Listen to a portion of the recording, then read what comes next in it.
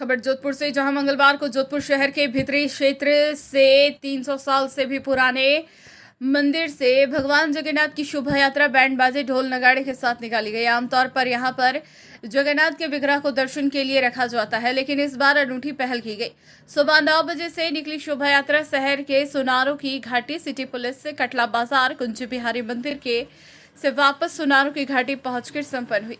इस दौरान बच्चे, युवा, बुजुर्गों ने भगवान जगन्नाथ की जयकारे भी लगाए। रथ यात्रा में शामिल होने के लिए युवा पारंपरिक धोती कुर्ता की वेशभूषा में पहुंचे। महिलाएं भी बड़ी संख्या में शामिल हुई।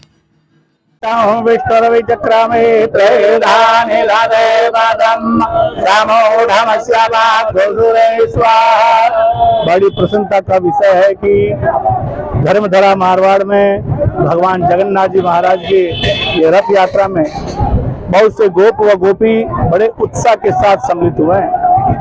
यह धर्म की धरा है और इसमें धर्म को धारण करने वाली नारियां व धर्म को धारण करने वाले पुरुष बड़े उत्साह के साथ जगन्नाथ जी महाराज की जय बोलते हुए, सब भगवान की जय बोलते हुए, बड़े विश्वास के साथ मारवाड़ में अमन चैन हो, इस कामना के साथ ये जगन्नाथ भगवान की आज आषाढ़ शुक्ल पक्ष की द्वितीया को यह रथ यात्रा निकाली गई। सोनारों की घाटी से जहाँ पर इनका मंदिर है वहां से आज यहाँ पर आई है। अब अचलनाथ महादेव व कुंज बिहारी जी के मंदिर के प्रांगण में पूजा करने के बाद पुनः सोनारों की घाटी पर जाएगी और वहां पर शांतिक पौष्टिक यज्ञ होगा और इस कामना से यज्ञ व पूर्णाहुति होगी कि पूरे मारवाड़ में अमन चैन रहे, धर्म की पताका लहराती रहे, हमारी नारियों में, हमारे पुरुषों में धर्म का संस्कार हो और अहिंसा का वर्धन हो, हिंसा रहित ये मारवाड़ हो, इस कामना के साथ हमने ये यात्रा रखी है। खबर जोधपुर से, जहां मंगलवार को जोधपुर के मथुरा दास माथुर हॉस्पिटल में लगे ठेका कर्मियों ने वेतन नहीं मिलने और पीएफ घोटाले की जांच करने सहित विभिन्न मांगों को लेकर अस्पताल के प्रशासनिक खंड कार्यालय के बाहर प्रदर्शन कर नारेबाजी की। प्रदर्शन के दौरान हॉस्पिटल में लगे डाटा एंट्री ऑपरेटर और सुरक्षा कर्मियों ने भी हिस्सा लिया और न्यू ओपीडी से प्रशासनिक खंड तक रैली निकाली। ठेका कर्मचारी संगठन के अध्यक्ष तेजपाल ने बताया कि हॉस्पिटल प्रशासन को बार बार अवगत करवाने के बावजूद नियत तिथि तक उनको सैलरी नहीं मिल रही है। नियमानुसार 7 से 10 तारीख तक सैलरी मिल जानी चाहिए, लेकिन ऐसा नहीं हो रहा है।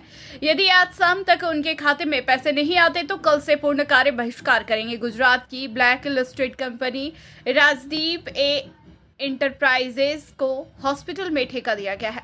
कंपनी की ओर से कर्मचारियों का शोषण किया जा रहा, उनके खाते से पीएफ की राशि को काट ली जाती है, लेकिन पिछले लगभग 1.5 साल का पीएफ अभी तक कर्मचारियों के पीएफ अकाउंट से जमा नहीं करवाया गया है। इसको लेकर जांच कमेटी भी गठित की गई, लेकिन अभी तक कमेटी की कोई रिपोर्ट नहीं आई। विभाग निविदा ठेका कर्मचारी महासंघ राजस्थान के तत्वाधान में मथुरा दास माथुर चिकित्सालय के अंदर जो राजदीप एंटरप्राइजेज है उसके द्वारा कर्मचारियों का भुगतान है जो 1.5 माह के पूर्व में भी नहीं किया गया, जिससे समस्त कर्मचारियों में भारी रोष व्याप्त है। उनको आर्थिक और मानसिक विषमताओं का सामना करना पड़ रहा है। आज हमारा पूर्ण कार्य बहिष्कार था, परंतु श्रीमान अधीक्षक महोदय मथुरा दास माथुर चिकित्सालय के द्वारा आश्वस्त किया गया है कि आपका भुगतान कल दिनांक तक हो जाएगा। अगर हमारा भुगतान कल शाम तक नहीं होता है तो दिनांक 22 से पूर्ण कार्य बहिष्कार सुचारू रूप से चलेगा। तेजपाल, प्रदेश अध्यक्ष, अखिल राजस्थान चिकित्सा विभाग निविदा ठेका कर्मचारी महासंघ राजस्थान। खबर जोधपुर से निकल कर आ रही है, जहां पाली जिले में दलित युवक की हत्या के मामले को लेकर दलित परिवार के लोग और दलित संगठन के कार्यकर्ता जोधपुर के एमडीएम अस्पताल की मर्चरी के बाहर अपनी मांगों को लेकर बैठे हुए हैं। वहीं आज दलित मुक्ति मंच के तत्वाधान में मुख्यमंत्री के नाम जिला कलेक्टर को ज्ञापन सौंपकर मांग की है कि हत्या के आरोपियों को जल्द से जल्द गिरफ्तार किया जाए और मृतक के परिजनों को उचित मुआवजा दिलाने की मांग की गई। वो चिंताजनक है और हमें मणिपुर की घटना से सबक लेना चाहिए। आज मणिपुर जल रहा है, इसके पीछे सबसे बड़ा कारण है जाति घृणा। और हम ये समझते हैं कि राजस्थान में भी जातीय घृणा का जो माहौल बन रहा है और जिस प्रकार से हत्याएं हो रही है खुलेआम और मुलजिम पकड़े नहीं जा रहे हैं, चाहे अजय सरगरा का मामला हो, प्रेमाराम भील का मामला हो, खुलेआम हत्याएं हुई और षड्यंत्र रच के उनको मारा गया। लोग आज भी अजय सरगरा के परिजन और समाज के विभिन्न साथी जोधपुर के एमडीएम मोर्चे के बाहर धरने पे बैठे हैं। प्रशासन गंभीर नहीं है।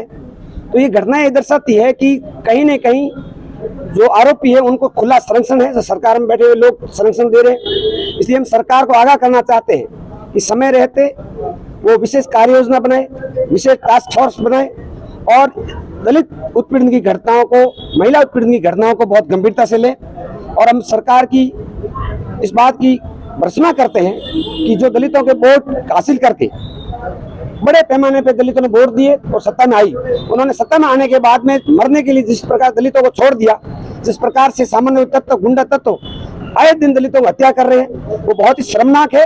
लोकतंत्र और इस प्रजातंत्र, इस संविधान पे एक दबे के समान है। हम कड़ी कार्रवाई की मांग करते हैं और आंदोलन तेज करने की चेतावनी देते हैं। गैर जिम्मेदार राजस्थान सरकार और उनके मुख्यमंत्री जी भी गैर जिम्मेदारी की सारी हदें पार कर चुके हैं।